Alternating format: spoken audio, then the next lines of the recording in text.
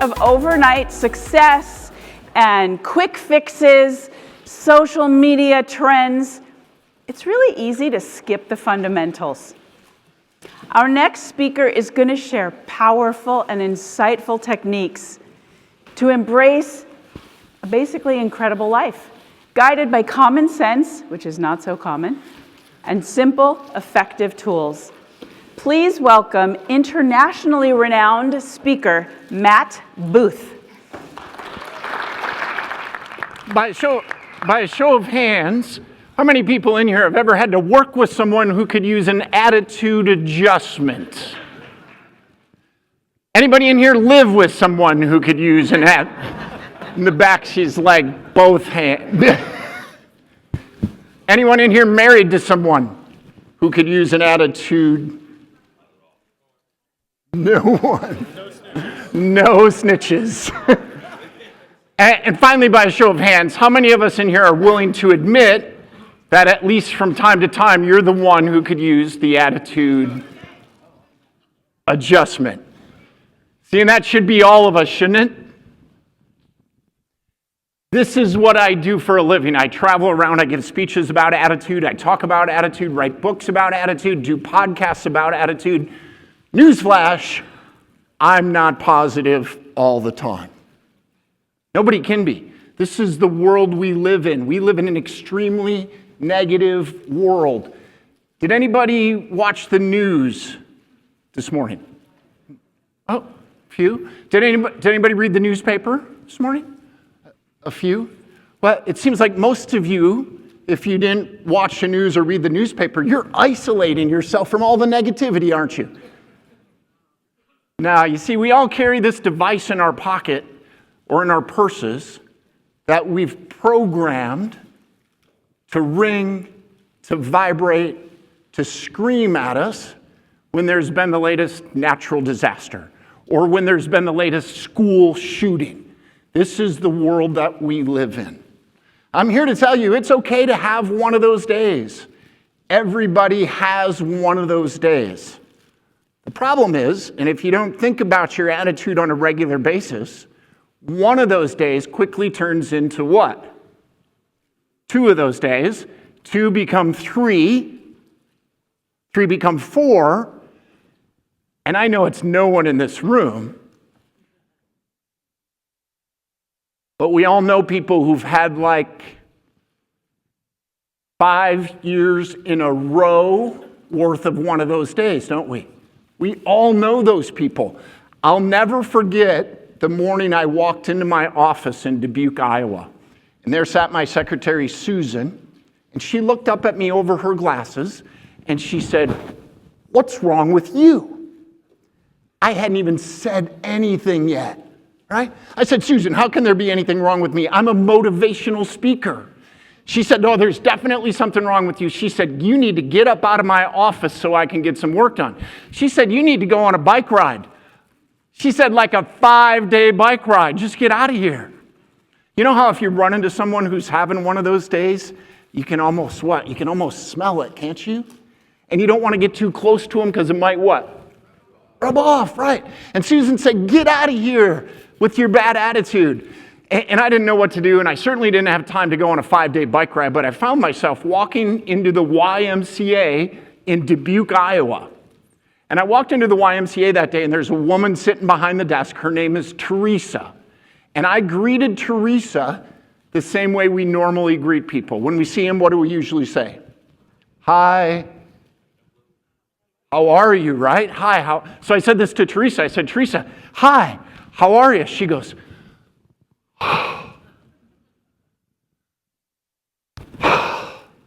you know, and if you're having one of those days, I don't know if this has ever happened to you, but you're having one of those days and you bump into people who are having equally crappy days, like you get sucked in. I said, "Teresa, what's the matter?" She goes,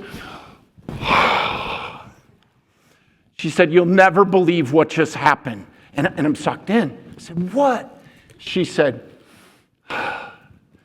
4 boys just ran past here with a basketball. At the YMCA? And she said, yes. And you know what they did with that basketball? They took the basketball to the racquetball courts. Teresa, did you call anyone? And she's about to get on the hotline for security at the YMCA. I said, Teresa, never mind, I've got this. So I run down the hall, I run down this long hall, and I get to the racquetball court. And I look in the little slot on the door. Do you know what I'm talking about? The little slot. Guess what I saw? That's right, sir. 4 boys in the racquetball court with a basketball. Do you know what else those 4 boys did that really set me off? They were playing. They also still had their outdoor shoes on. I'm willing to admit this is not a good look for a motivational speaker. I'm really mad now. The next couple minutes, I'm running up and down the hall at the YMCA, chasing 4 boys trying to wrestle back their basketball. As I'm doing this, I bump into this tall, handsome guy in a dark navy suit. He's pretty famous, so somebody might know his name in here. His name, just yell out if you know it. His name is Mike Van Milligan. Doc, you can just yell him out if it's a name. No one? Mike Van Milligan is the city manager of Dubuque, Iowa. How do you not know? Matter of fact, Mike Van Milligan is one of the best city managers in the whole state of Iowa. How about that? Does no one care about Iowa? Mike Van Milligan is one of the best city managers in the whole Midwest. How about that? Golf clap. Thank you. More importantly, just the week before, I met with Mike Van Milligan and we had some negotiations. And he hired me to do training and speaking for all the city staff on attitude and customer service. In that moment, I was thinking, did the check already go through? Did the check go through?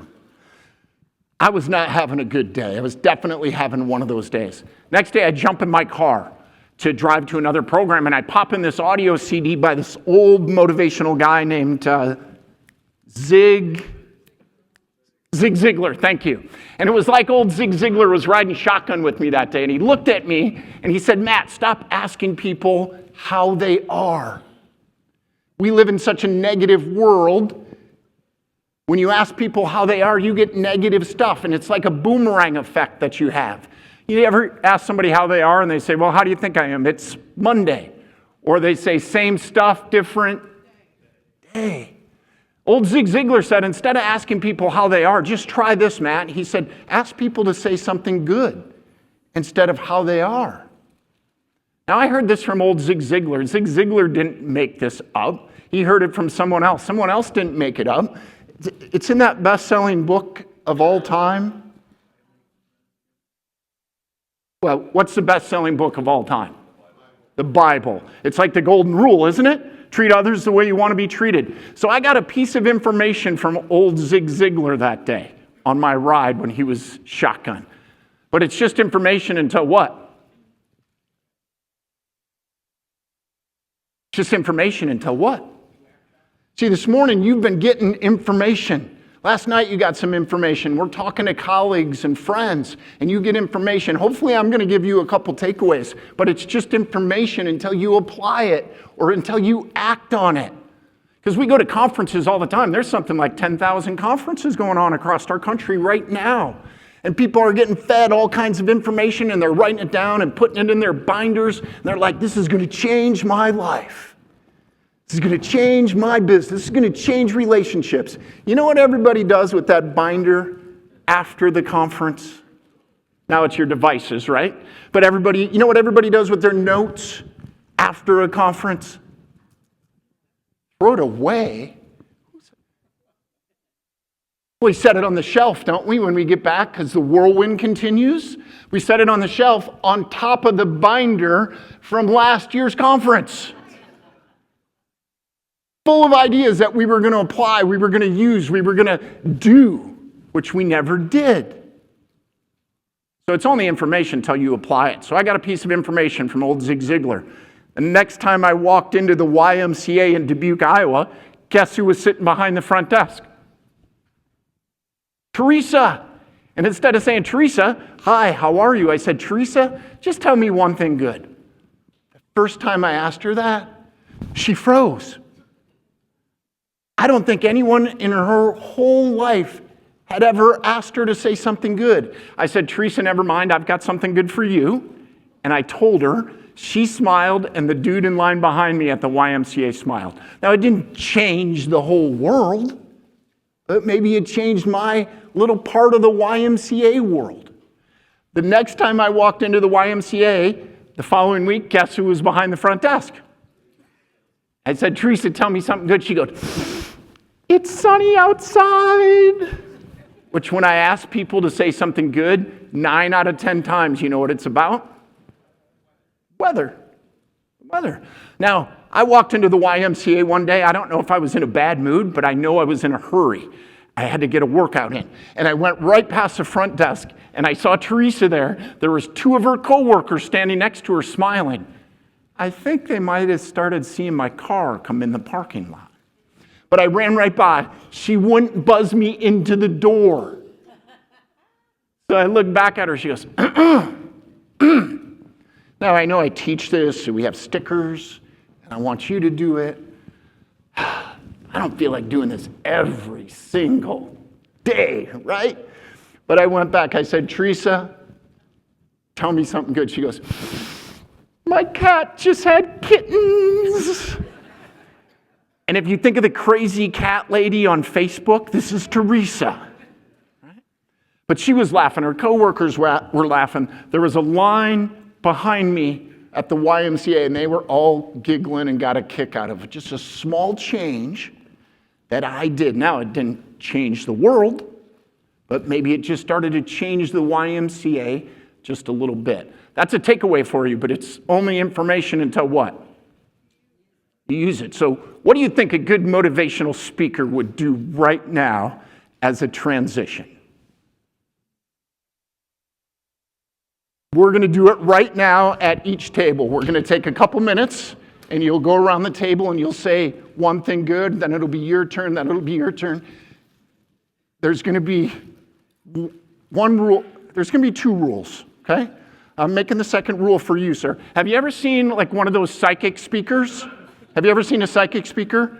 Well, I'm not one of those, clearly. But once in a while, I get a vibe from somebody, and I can read their mind. So the first rule is there's no talking about the weather. You can't say anything about the weather when you go around the table. The second rule, and this is for you, sir, there's no talking about cats or kittens. I just feel like you're a cat guy. It's like, right, I have a feeling sometimes, and it works. I just know. So no talking about cats or kittens, no talking about the weather. I'm going to give you a couple minutes. Go around your table and play Tell Me Something Good. Go.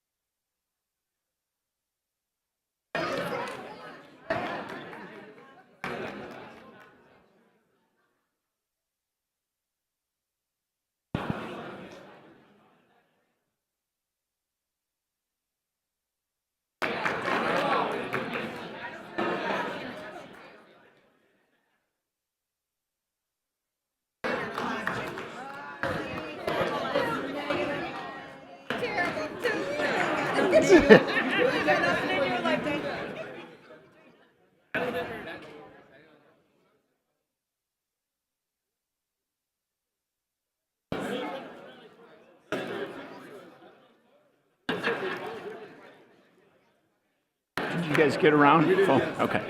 Did everybody hear something good, right? Everybody heard something good? I heard a few of you violating some of the rules. I heard some of you talking about the weather.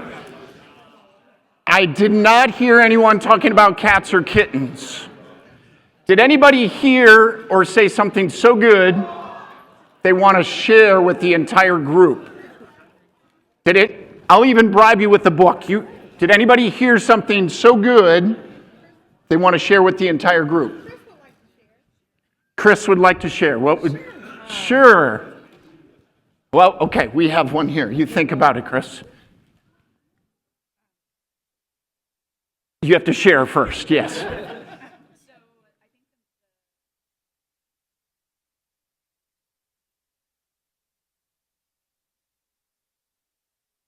So you love being here. This was a common phrase, something you heard. You love being here in this room. It's like a reunion. Yeah. Excellent, excellent. Here's a book for you. Tracy, would you like me to sign that? $20 if you want them. Just kidding. It's a joke. It's a joke. Who else wants to share? Back here? See, I like when guys point to someone else. I said,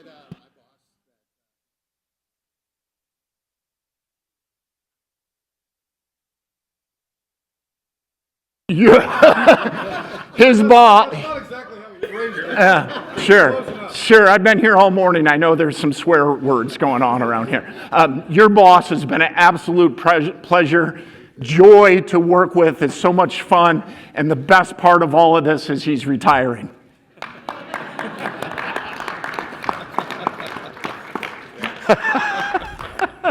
Who else? Way over here. Okay.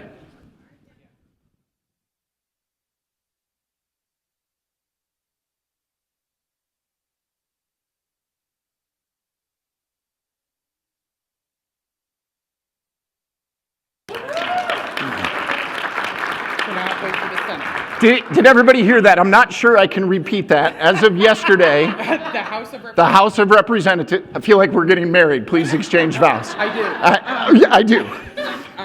The House of Representatives.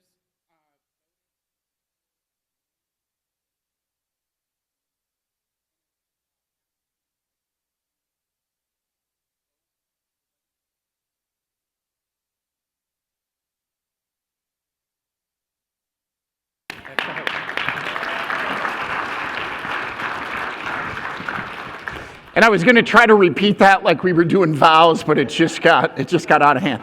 I've got a couple good things I want to tell this group. First of all, on behalf of my hardworking family and members that have been in the unions, and on behalf of people in our country, I want to thank you for what you do. I know what you do is not easy. I know you do so much behind the scenes to make everything work. I know you don't get a lot of recognition. I know that people only think about you when they're pissed at you.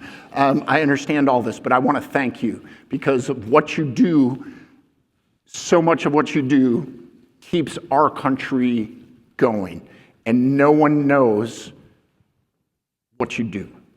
And you don't get the appreciation. So I want to take a minute and I want to thank you for that. And that applause is for yourself. Thank you. The second good thing that I want to tell you, I've worked from stages like this in all 50 states, 6 out of 7 continents. Does anybody know anyone in Antarctica? Because I've got to get there. I'll even speak to penguins. If there's one thing that I like to do, and we can ask Carl this, if there's one thing I like to do almost as much as talking, it's listening. And because of my job and because of traveling around the country and the world for the last 25 years, I've heard thousands of speakers from stages like this. And this is why I wrote my book. I've heard thousands of speakers and leaders from stages, just like today in the panel. There is one phrase, we even heard it today, there's one phrase that I've heard over and over and over again, which made me write my book. We need to think outside of the box. I've heard that so much. We've been practicing it so much for the past 20 years. We live in this crazy world of TikTok viral videos and artificial intelligence, right? And 21-day fixes. We're so busy thinking outside of the box, we've forgotten the basics inside the box. We've forgotten them. Some people were never taught them. We're so distracted by sparkly chickens running across the road, we're not practicing or implementing or teaching the basics inside the box. And there's many basics inside that box that we're ignoring that made us successful to begin with. There's three things I want to do in this next time that we have together. Three things I want to do. The first thing we're going to do is CYA. What does CYA mean? Yes, I'm going to do my best not to swear from this stage, because I know it's not right to swear from up here, right? It's not allowed. Okay, I'll probably get fined or not paid or something. CYA means cover your butt. Yes, to me it means check your attitude. Because if you check your attitude enough, you don't have to worry about covering your butt. Most people in our country and around the world, we change the oil in our car more often than we think about our own attitude. We brush our teeth more than we think about our own attitude. We're going to CYA today. We've already done it a little bit. We're going to do that in the next couple minutes. Check your attitude in a very cool way. Second thing I want to do is I want to give you some takeaways. We don't have a ton of time. I don't have to give you a ton of takeaways, but I'm going to give you a few. I've already given you a couple. And this is my pledge. I want everyone in here to get at least one takeaway from me. If there's not something that you can take and put in your notebook, and then when you get back to your office, set it on the shelf and never do anything. If you don't get one takeaway from me in this next half hour, I want you to call me. I want you to email me. We'll jump on a Zoom, because it's part of my life's mission to help people get takeaways, something they can use immediately. Right? Then the third thing, and you've heard me talk about it a little bit. The third thing is closing this gap between knowing something and actually doing something. So there seems to be a huge gap in our country and in our world between what we know and what we're doing. You see, we've developed a remote control attitude where we have in our heads that all we have to do is push a few buttons and crap gets done for us. We've developed this remote control attitude that we push a few buttons and things will get done for us. Now, some of you in this room, some younger people won't remember this and you won't believe it, so some of you have to help me explain it to them. When I was a kid in the 80s and I sat down to watch TV, we had what? Like 3 channels, maybe 4 if you did the UHF thing just right and you did some tinfoil on the, and got a coat hanger, maybe you'd have 4. But for some of you, this is going to blow your mind.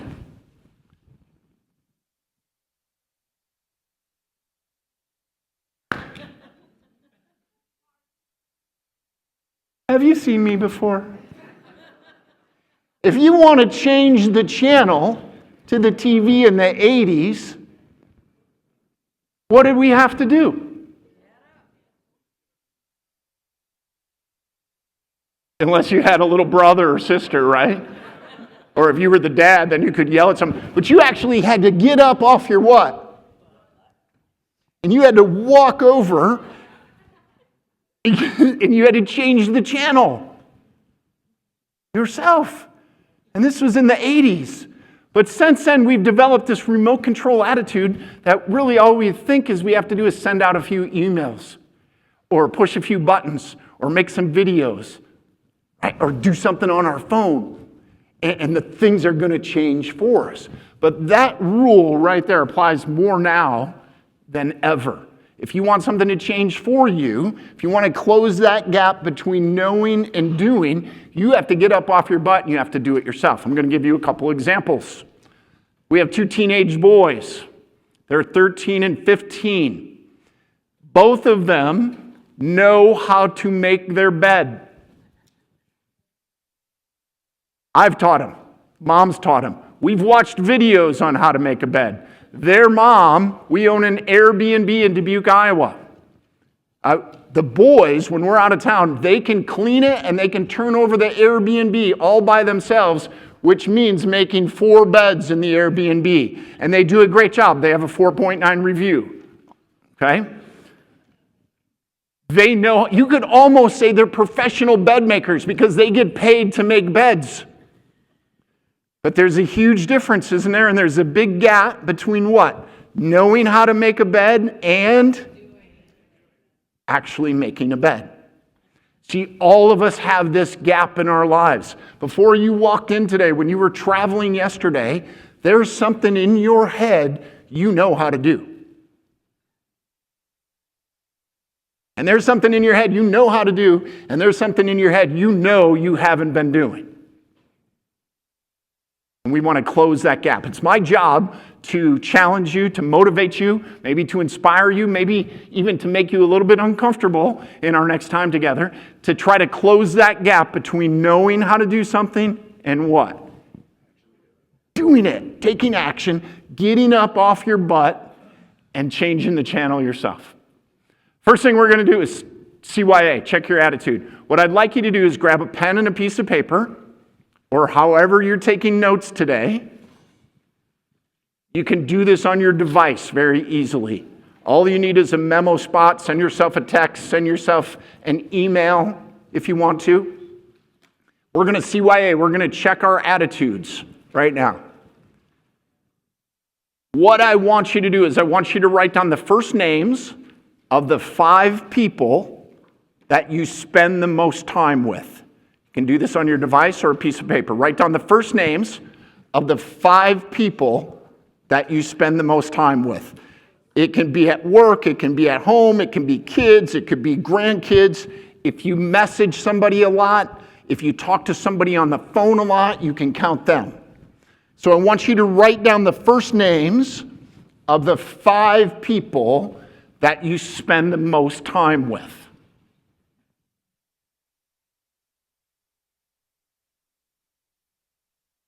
Now, remember what I said about being that psychic speaker and picking out the one cat guy in the room? Like, I have a thing. I can do this. I'm getting one of those feelings right now that somebody in this section, I don't know exactly who, I'm like the cat guy. I don't exactly know, but someone here wants to ask me a question. Like, somewhere here. The answer to your question is no. Pets are not people. Is it you? What's that? Oh, you tell that to your cat. Yeah, pets are not people. If you got Fido on your list or your cat, you got to cross them off. So what you have in front of you, right, is you have a list. These are the 5 people that you do life with. These are your peeps. This is your gang. These are the 5 people you spend the most time with. Look at that list. I noticed some of you had a hard time coming up with 5. Now, what I want you to do is I want you to go down your list, and I want you to give each person on that list a percentage grade on how positive you think they are.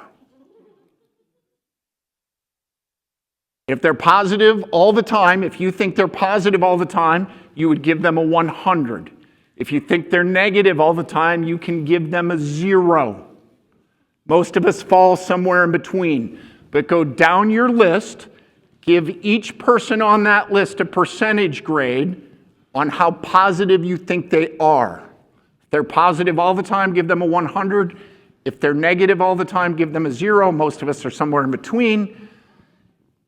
If, by chance, there's someone sitting right next to you is on your list, it's okay to lie. We've got a social tonight, you're hanging out the rest of the afternoon, you might have to travel back together. I don't want to make it awkward, so it's okay to lie.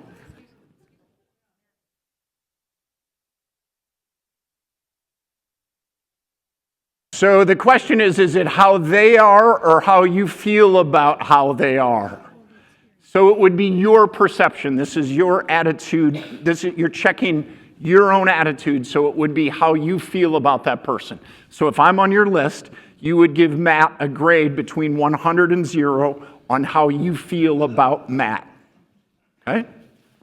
Once you have that done, I want you to put your own first name at the bottom of the list. Some of you know where I'm going with this. Put your own first name at the bottom of the list, and I want you to give yourself a percentage grade on how positive you think you are. And this time, you can't lie, even if you're sitting next to yourself. Doesn't really make sense, but you can't lie this time, is what I want to say.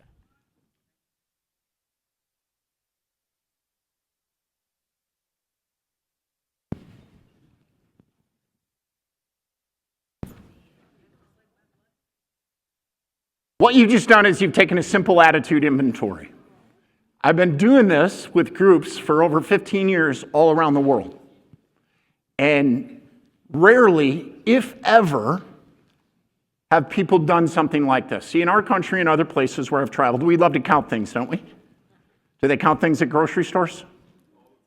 All the time. Most people in this room can push a few buttons on our remote controls, and you can find out exactly how much is in any of your bank accounts. We love to count things. We keep inventory. We're obsessed with keeping inventory on things that we value. If it's a value for us, we figure out a way to count it. I have a couple crazy aunts back in Dubuque, Iowa. One, my Aunt Kay, she knows exactly in her head how many cans of that cream of mushroom soup she has in her pantry. She knows exactly. And if she wants to make that green bean casserole or whatever it is, does that take like 10 cans or something? But she knows she has to stop by the grocery store and get some more cream of mushroom soup. We take inventory and we count stuff that has value to us. Rarely, if ever, do we put a number on our attitude and the attitude of those around us. Rarely. I've been doing this over 15 years all around the world, and there's only been a handful of times where someone's come up to me after a program and said, hey, I did something like this before. What does that tell me? That tells me we put a lot of lip service to attitude. Put it on t-shirts and bumper stickers.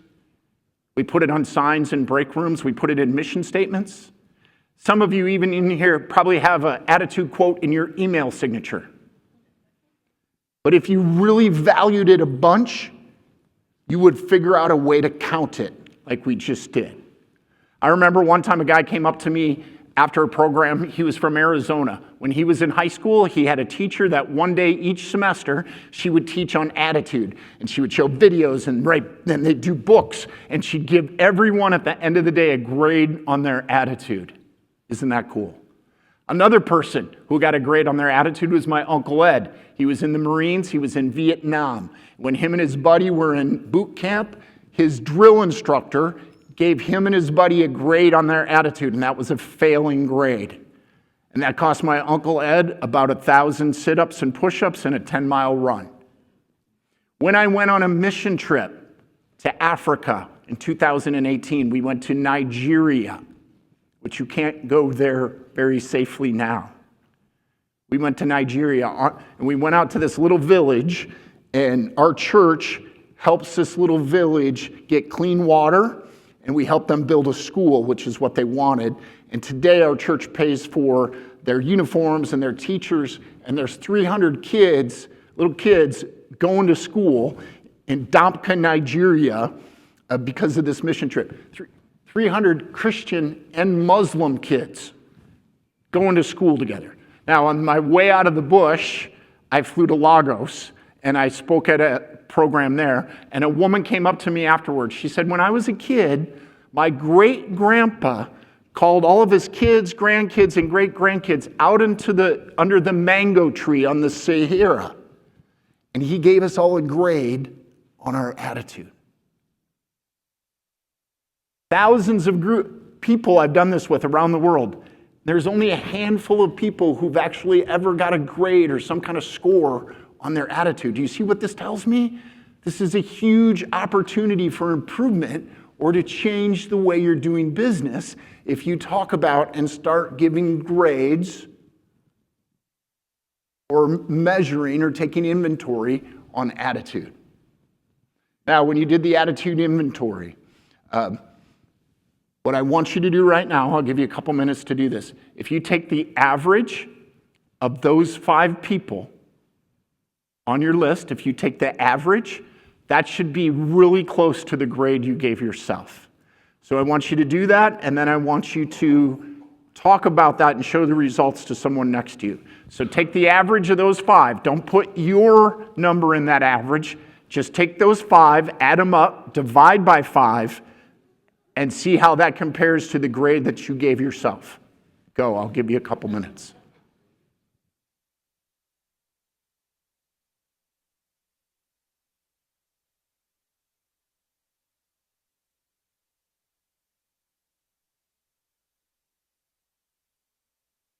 Once you have your results, I want you to share them with the people around you or someone close to you.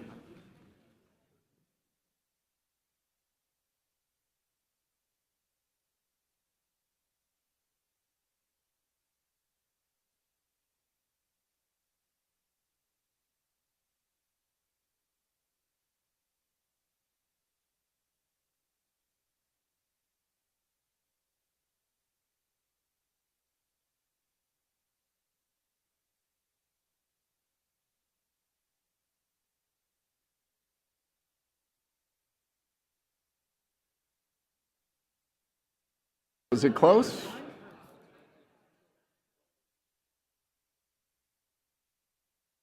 Was it close?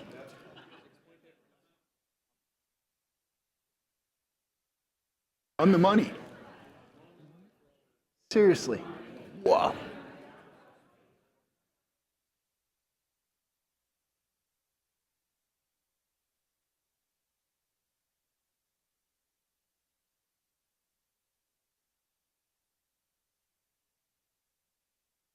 By a show of hands, when you did the average, by a show of hands, who did it work out for exactly by a show of hands? Worked out for. By a show of hands, how many people were within 5 points either way? By a show of hands, how many people were within 10 points either way? By a show of hands, how many people were way out of whack? And finally, by a show of hands, how many people do not like to play the by a show of hands game? But you're still doing it, still doing it. What did you notice when you did the average? What are some things you noticed? Oh, if you have one person can bring the whole ship down, can't they? What else did you notice? One person could bring it all the way out. Excellent. Let's apply some common sense to this, and we've heard it already today. Common sense is not so common, right? Let's say that you gave yourself a 90. You gave yourself a 90, but the people you do life with got a 50, let's say. Over time, if you apply logic and common sense to this, what could happen over time? You got a 90. Well, you can almost hear the sucking sound, can't you? Like bringing it down. Baha. Okay, but if you understand this and you look at this and you're a good leader and you think about this on a regular basis, couldn't you what? Bring them up, couldn't you? Now let's flip it. Let's say you gave yourself a 50, and I'm sure no one in here did, but let's say you gave yourself a 50, but you do life with people that got a 90. Over time, what do you think would happen? You suck them all down. you can almost see it, can't you? Like, whoa. Hopefully they bring, but you can see it. Did anybody have aging parents on their list? Was it positive or negative? Anybody have teenagers on your list? Positive or negative? Negative. Do you want to hear the number one complaint I get most the past 10 years? It's a teenager. It's a girl. What age? 12. Said it's a teenager. The most complaints I get are about 13-year-old girls.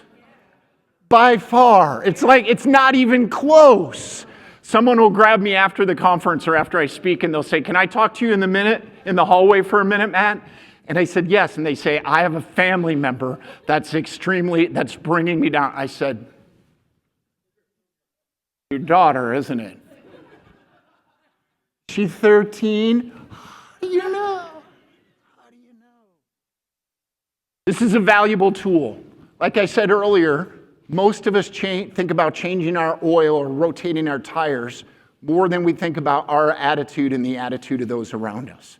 There's companies and organizations using the attitude inventory like we just did at their company meetings. They're doing it at work, maybe through a survey monkey. They're scoring and having their coworkers score each other's attitude. Now, it's not to fire anyone or get rid of anyone, but it's making people aware, because once you're aware of something, then you can choose to change it.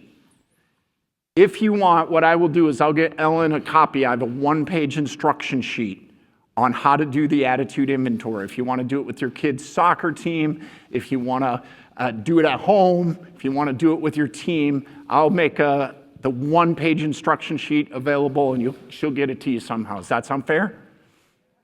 Yes, okay. Would you like some more takeaways? Would you like a few more? Did you get some so far? Are you getting some? Would you like a few more? Okay. What's the fastest way to get somebody to like you? Pay them money. Who said that? Who said pay them money? Was it Carl? Will you get some money from him, Carl? That's why they're sitting together. I heard somebody else say give them food or buy them a beer. What's the fastest way to get somebody to like you? Ask them about themselves. What? Who said that? Who said smile? Way over here.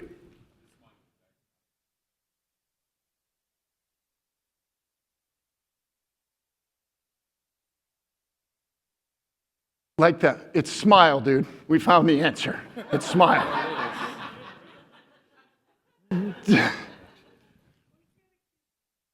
Yeah. So this fascinates me.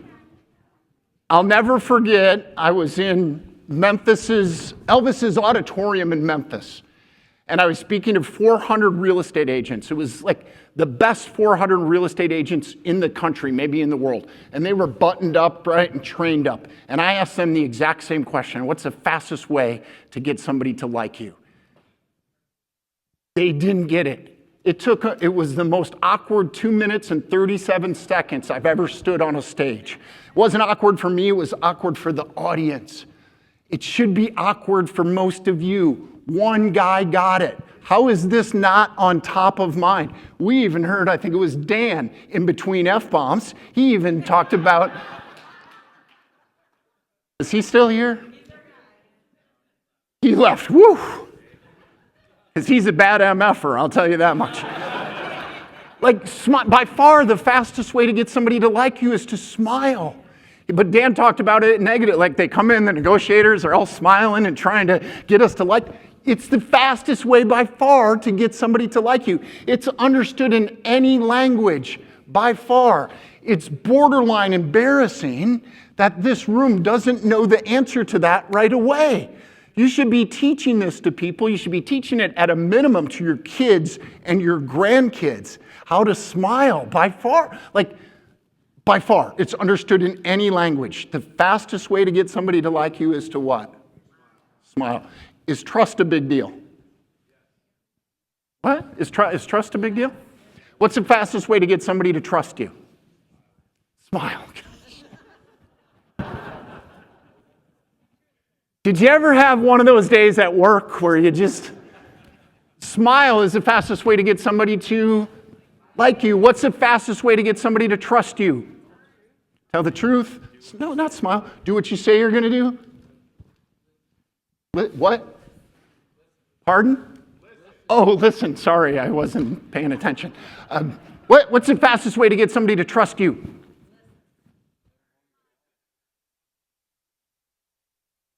Finally, I think I heard it. Again, this should be borderline embarrassing that this group doesn't know the answer to this like that. It's eye contact. by far is the fastest way to get somebody to trust you. Eye contact. Okay, you're making me do this, guys. Here's what I want you to do. For the next minute, I want you two dudes to make... I want you to make eye contact, like deep... Just make eye contact. Everybody get a partner and make eye contact for a minute. Just get a partner and make eye contact for a minute.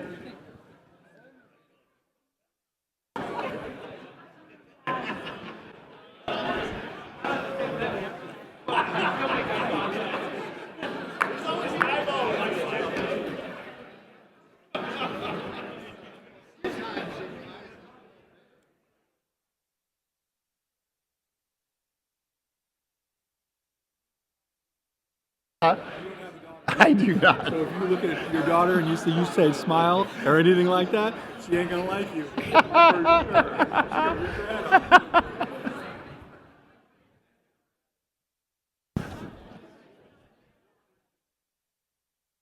All right, so how did that feel? How did the eye contact feel? Weird? Awkward? Did anybody feel like you wanted to buy somebody a beer or a drink or something or dinner, like you're so close? The fastest way by far to get somebody to like you is to what? Smile. The fastest way to get somebody to trust you is eye contact. Okay. Since almost like no one in here could answer that question on the quiz, I'm going to help you out a little bit, okay? When I was a freshman in high school, I went to high school in southwest Wisconsin. There was 100 kids in my class. The very first day of my freshman year, our speech teacher, Mrs. Doyle, who was awesome, she grabbed me out of the hall and she looked at me and she grabbed me. She said, Matthew, she said, I don't know what it is, but you have it. Wow. And she said, I want you to join forensics and debate and theater and speech, like everything. And I did what Mrs. Doyle said because what? I got it, right? I got it. So I started reading the speech books and going over everything. Some of the same speech books that you guys read. And it was like, eye contact equals trust. Eye contact builds a connection that equals trust. Now, at our 20-year class reunion, right? I found out Mrs. Doyle told many, many, many people that they had it too. But I think I believed her the most. So I started studying the speech books, right? And I said, Mrs. Doyle, what do I do with my eyes if I'm speaking to a group or even one-on-one? Like, I want to build that trust. What do I do? She said, Matt, she said, I want you to pick out 4 spots on the wall. So I would pick out 4 spots on the wall. She said, I want you to focus on those 4 spots on the wall. So I started doing this. And how would this have been the speech so far if I'd picked out 4 spots on the wall and I had been talking and focusing on those 4 spots? Can you feel the connection that we have? When I got my undergrad degree, my speech teacher, Dr. Bernie Harris, I asked him the same question. I said, what do I do with my eyes if I'm speaking to a group or speaking even one-on-one? And he said, Matt, he said, I want you to focus on everybody's forehead. So I started focusing on some people. It's a little bit easier than it is with others. I started focusing on people's foreheads. And that's weird. When I got my master's degree is in communication, and it's teaching adult learners, which is what I'm doing now. Isn't that cool? I asked my speech teacher, Dr. Reed, I said, what do I do with my eyes? He said, I want you to focus on everybody's nose.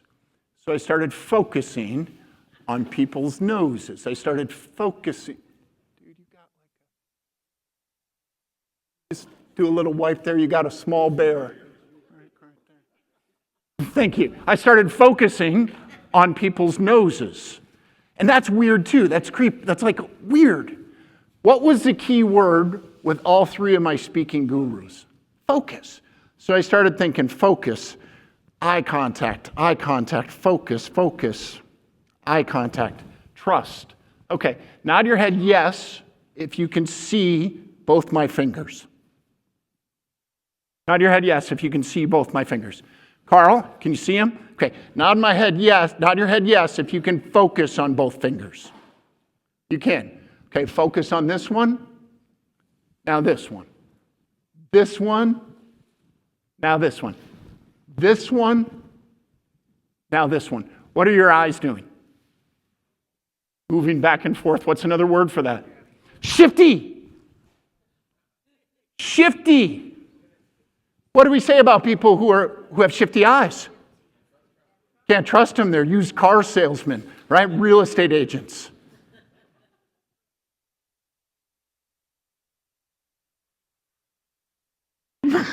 Oh, that's not nice. Motivational speakers. How about union reps? Well, that's really, don't go there. We've known this since we were little kids. This is in our learned DNA. People who have shifty eyes, we can't trust. Like, we know this. Everybody knows the answer to this. You didn't know the answer to smile and eye contact, but if I say if you have shifty eyes, you know we can't trust them. People with shifty eyes. Okay, now, nod your head yes if you can see both my fingers. Okay, nod your head yes if you can focus on both fingers. You can. Okay, focus on this one. Now this one. This one, cat guy. Now this one. This one, he's probably going to beat me up later, I think. I hope he's not one of those bad MFers like we were talking about before. I know. I'm heading to my room right after this. Focus on this one. Now this one. What are your eyes still doing? Shifting, because you can only focus what? On one thing at a time. Even though it's smaller, it's not like the tennis match before, right? It's smaller, but even subconsciously, I know that your eyes are shifting back and forth. And what does that tell my brain? People with shifty eyes, you cannot trust. Okay, here comes the payoff. Nod your head yes if you can see this finger. Okay, nod your head yes if you can focus on this finger. What about now? Can you focus on it? What about now? What about now? What about now? Which part of eye contact is plural? Is it called eyes contact? No, it's eye contact. I've been practicing this for about 23 years. I've been teaching it about 22. When I make eye contact with someone, most of the time I look at their right eye. It's to my left, most of the time. I've been doing it my whole life. No one's ever come up to me after a program like this and said, dude, were you looking in my right eye? No one's ever said that, but you know what people do say consistently? Good eye contact, felt a connection to Matt, I'm not sure why, and I trusted Matt. I think he's a little goofy, but I trust him. And not everyone in this room gets this, but many of you had built a connection with already, and I'll tell you it's because of my eye contact. So I want you to get that partner that you had a little bit earlier, and I want you to make eye contact for like 30 seconds. I want you to pick an eye. I don't care which eye. And then we'll come back and I'll answer some questions for you. Go.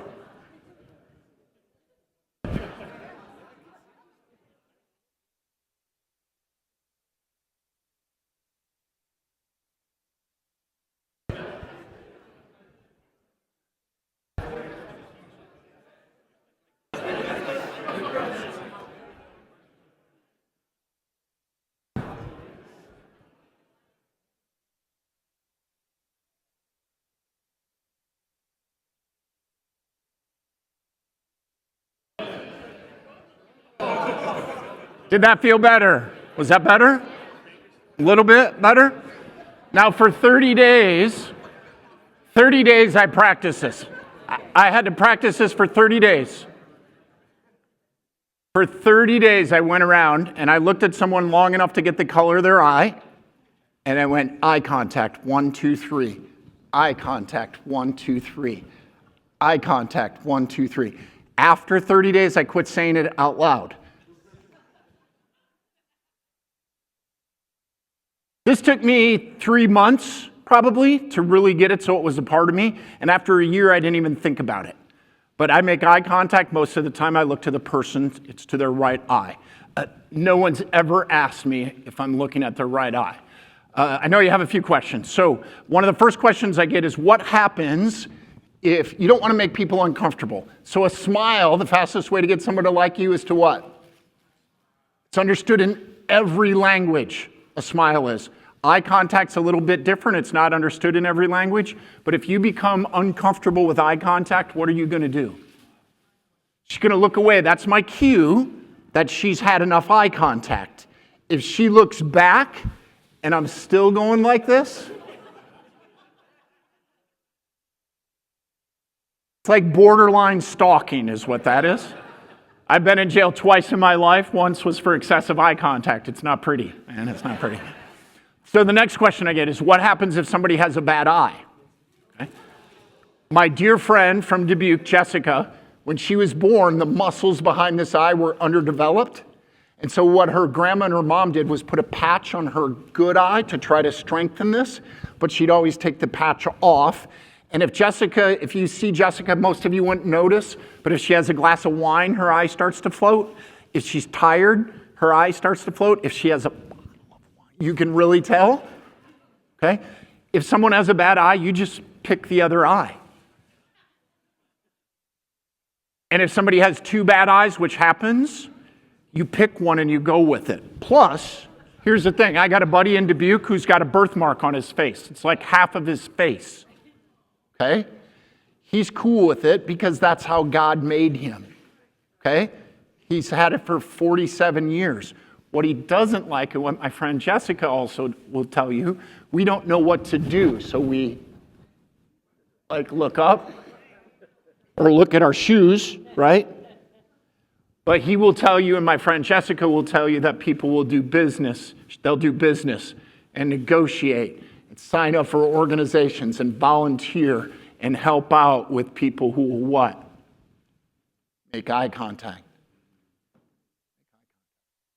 What I want you to do right now is everybody grab your phone. I want you to open your calendar app. Open your calendar app. I want you to create a new event. I want it to be on the 15th of each month at 8 o'clock in the morning. The title of the event is Smile and Eye Contact Day. That's the title of the event.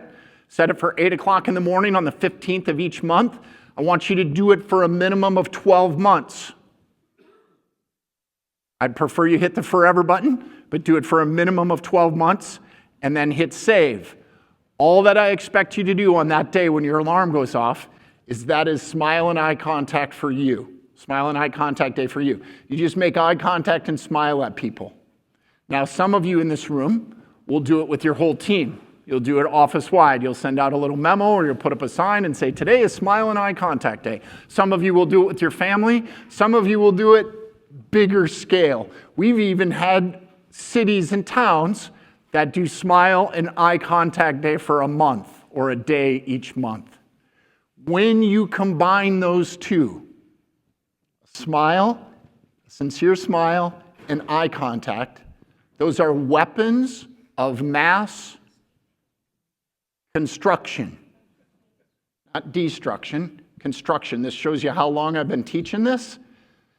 And namely, what they build are relationships like crazy. Are those too far inside the box for you? Too simple? See, I think we get distracted by so much. And we've forgotten so much that those real simple basics, like your attitude, smiling, and eye contact, are so far in the box, so far buried under AI and TikTok videos that we're not doing them. And it's those basics inside the box that will continue to keep you successful over and over. I'll never forget the morning I walked into my office in Dubuque, Iowa. And my secretary, Susan, was no longer there. See, Susan passed away from stomach cancer. Cancer's hit all of us. directly or indirectly. And when that happens, you have one of those days or weeks, sometimes even longer. And I didn't know what to do. And I found myself walking into the YMCA in Dubuque, Iowa. And guess who's sitting behind the desk at the YMCA in Dubuque, Iowa? Teresa.